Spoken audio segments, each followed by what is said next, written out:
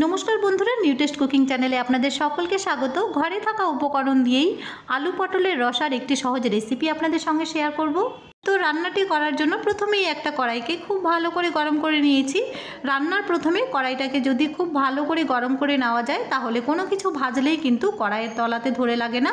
कड़ाईते किछुटा परिमाण सर्षेर तेल गरम करे निये डुमो करे केटे राखा आलू पटलगुलो दिए दिচ্ছি और ओपर थेके दिए दिচ্ছি अल्प परिमाण लवण और अल्प परिमाणे हलुद गुঁড়ো। एबार आलू पटलेर मध्य एकटा लालचे कालार आसा पर्यन्त खूब भालो करे भेजे नेब। गैसेर आँचटा लो टू मिडियामे रेखे आलू पटलगुलो भेजे निले भाजार समय किन्तु आलू पटलगुलो हाफ सेদ্ধ हो जाबे और झोलेर मध्य तो आरेकटू सेদ্ধ हबेई। सेजोन्नो आमी आलू पटलगुलो खूब भालो करे भेजे निচ্ছি। एते करे भेतर थेके आलूगुलो हाफ सेদ্ধ हो जाबे। आलू पटलेर मध्य एकटा लालचे कालार चले एसेছে। एबार प्लेटेर मध्य तुले साइडे रेखे दिচ্ছি और एकई तेलेर मध्य आरो किछुटा परिमाण सर्षेर तेल दिए फोड़नेर जोन्नो दिए दिচ্ছি गोटा जिरे हाफ चामच और दिए दिচ্ছি दारचिनी एलाच। एलाचेर मुखटा एकटू फाटिয়ে दिয়েছিলাম। এবার ফোড়ন আসা পর্যন্ত একটু লাল করে ভেজে নিতে হবে যাতে ফোড়নের মধ্যে একটা মিষ্টি গন্ধ চলে আসে। ফোড়ন এসে গেলে দিয়ে দিচ্ছি আদা বাটা। 1.5 ইঞ্চি আদা শিলনোড়াতে আমি একটু পাতলা করে বেটে নিয়েছিলাম। নিরামিষ তরকারিতে আদার পরিমাণটা একটু বেশিই দিতে হবে। এবার অল্প পরিমাণে আদার উপরে লবণ দিয়ে দিচ্ছি যাতে আদাটা কড়াইয়ের তলাতে ধরে না লাগে।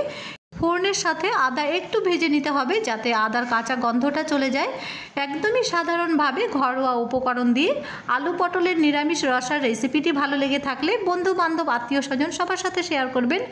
पाशापाशी भिडियोते एक लाइक करते किन्तु भूलबेन ना और चैनलटिके सबस्क्राइब करारो अनुरोध रइल।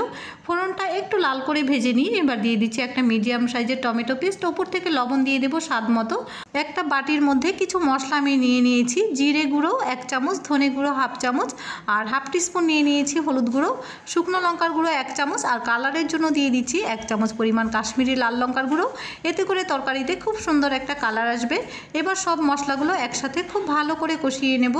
মশলা কষানোর সময় যদি একটু পরিমাণ জল ছিটিয়ে নেওয়া যায় তাহলে কিন্তু মশলাগুলো আরও ভালো করে কষিয়ে নেওয়া যায়। আমি ছোট বাটির হাফ বাটি পরিমাণ জল দিয়ে দিচ্ছি। জল দেওয়ার কারণে মশলাগুলো আরও ভালো করে কষিয়ে নেওয়া যাবে। জল দেওয়ার পরে মশলাগুলো হাতে একটু সময় নিয়ে বেশ ভালো করে কষিয়ে নেব। আমি আলু পটলের রসার নিরামিষ তরকারিতে টমেটো পেস্ট দিয়েছি, চাইলে এখানে আপনারা টক দইও দিতে পারেন। মশলা কষানোর সময় টেস্টের জন্য অল্প পরিমাণ চিনি দিয়ে নেব, এতে করে তরকারির টেস্টটাকে ব্যালেন্স করবে।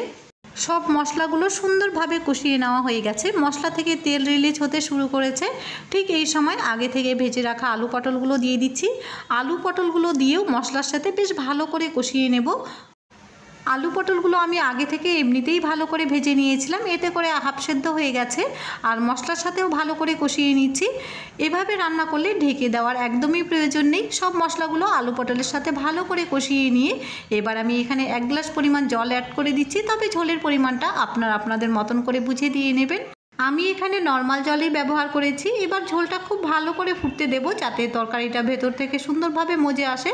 ঝোলটা ফোটার সময় দুটো কাঁচা লঙ্কা সাথে অ্যাড করে দিচ্ছি আর দিয়ে দিচ্ছি 1 চামচ পরিমাণ গরম মশলার গুঁড়ো। গরম মশলার গুঁড়ো দিয়ে তরকারিটা আরেকটা পলক আসা পর্যন্ত অপেক্ষা করব। গরম মশলার গুঁড়ো দেওয়ার পর আরও 2 মিনিট ফুটিয়ে তরকারিটি আমি নামিয়ে নেব। আলু পটলের রসার রেসিপি আমাদের গরম ভাতে পরিবেশন করার জন্য একদম রেডি। আশা করি একদমই সাধারণভাবে রেসিপিটি আপনাদের কাছে ভালো লেগেছে। ভালো লেগে থাকলে ভিডিওতে একটা লাইক অবশ্যই করবেন। পাশাপাশি চ্যানেলটিকে সাবস্ক্রাইব করারও অনুরোধ রইল।